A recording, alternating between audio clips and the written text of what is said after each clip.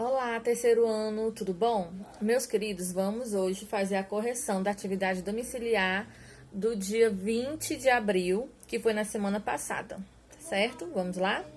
Bom, a primeira pergunta é a seguinte: por que as características geralmente associadas aos jovens na sociedade brasileira atual não podem ser consideradas universais? Bom, elas não podem ser consideradas universais, né? Pelo seguinte motivo, porque não há homogeneidade entre elas, certo? Não se pode falar em juventude e sim em juventudes, né, no plural e não no singular. Pois esse conceito, ele vai depender do contexto em que a juventude vai estar inserida, né? Variando entre o quê? Entre a cultura e a época em que essas juventudes podem estar. Então, por isso que elas não podem ser consideradas universais. E os exemplos dessa juventude? Porque quando a gente fala em jovens, em juventude, a gente precisa falar, né, de exemplos de jovens. Quais são esses exemplos? Bom, os jovens de sexo feminino, né, de classe média baixa, do sexo feminino que vivem na periferia, né, de uma grande cidade, ou jovens do sexo masculino, que vivem na zona rural da China, ou jovens empresários do ramo da informática, do sexo masculino, pós-doutorado, solteiros, né, vivem em Nova York, ou jovens negros que vivem em uma favela na capital da Nigéria e não frequentam a escola e etc. Além disso, a ideia de juventude é muito definida em nossa sociedade, ela pode não fazer sentido nenhum às outras culturas, para outras culturas. A segunda questão pergunta o seguinte: qual é a concepção sociológica de juventude em que vem a ser condição juvenil? Qual é?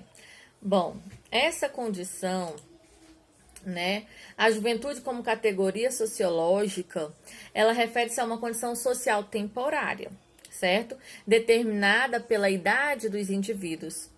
Porém, os limites dessa faixa etária mudam conforme o contexto social, certo? E vão se relacionar também a aspectos biológicos e emocionais. A condição juvenil, pessoal, é, portanto, uma fase de desenvolvimento vital e envolve aspectos físicos, culturais e psicológicos que vão variar conforme o contexto que nos inserimos. Sempre vai variar. Na terceira questão, está pedindo para destacar as contribuições do sociólogo Karl Marx para os estudos da juventude. Bom, a contribuição dele, né, foi muitas, né, e uma delas, né, vou botar aqui. Ele foi o precursor da sociologia, né, principalmente da juventude, porque ele mostrou que a juventude ele tem um significado diferente, conforme o Estado, ou vamos dizer, a sociedade, né, de maneira geral, costumam usar e mobilizar a força, né, latente da juventude. Esse sociólogo, ele observou que a ideia da juventude, digamos, era equivocada, né? Estava errada. Por quê? Porque não havia uma única forma de pensar e agir entre aqueles que estão em determinada faixa etária. Não existe uma forma única, né, de pensar e agir entre eles. No entanto, o que acontecia? Ele reconhecia também o quê? Que por não estarem completamente adaptados, né, ao status, o que acontecia? Os jovens teriam um potencial para revitalizar a ordem social. A quarta questão, ela é pessoal, porque pergunta assim: dê exemplos de processos de construção de identidade entre grupos de jovens atualmente. Se necessário, realize buscas na mídia, impressa ou na internet. Essa eu não vou corrigir, porque é pessoal, eu quero receber essa atividade escrita, tá bom? Bom, terminamos aqui, certo? A nossa correção. A minha dica dessa semana para vocês: estudem e escolham um livro também. Não deixe as atividades, né, acumularem, claro, que vai ser sempre a minha dica todas as vezes que a gente se encontrar. Mas a segunda dica que eu vou dar para essa semana para vocês do terceiro ano é vocês adotarem um livro de cabeceira.